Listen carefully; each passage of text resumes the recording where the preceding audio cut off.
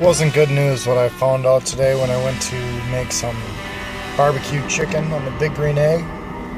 It had mold!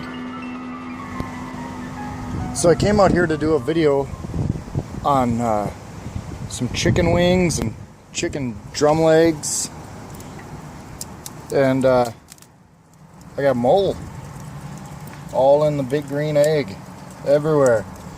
It's been really humid here, and I haven't used this in a couple weeks, and this is the first time in a couple years that I've ever had this problem. I do use it a lot more, but I just stoked up some coals. I'm gonna crank up this sucker to about, I don't know, 900 degrees and burn it off. From everything I read online, it seems like if you have it at least 500 degrees for about 2 hours, it should do it. It's a very common problem, so don't worry if you get a little mold on your egg, especially if it's hot and you don't have a cover. Covers actually give it mold too. I mean, there's just, I saw something with tin foil, but I don't know. You just got to keep it clean, and every now and then you got to crank it up to 900 degrees. So instead of doing the chicken drummy video, I'm going to do the mold problem video, and then tomorrow or the next day I'll be uploading a video about the chicken. So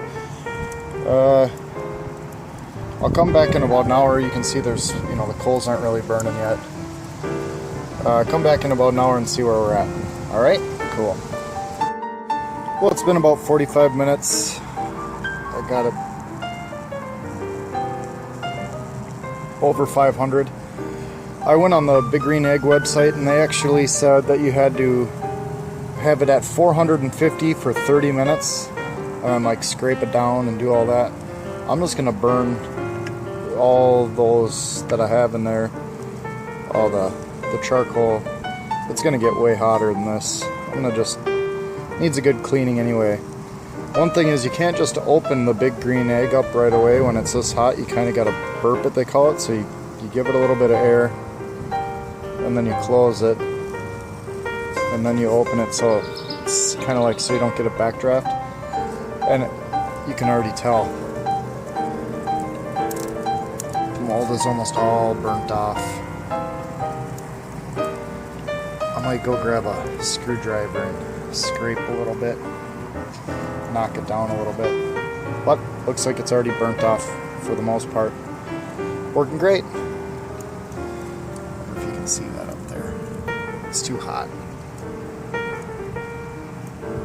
It's going good.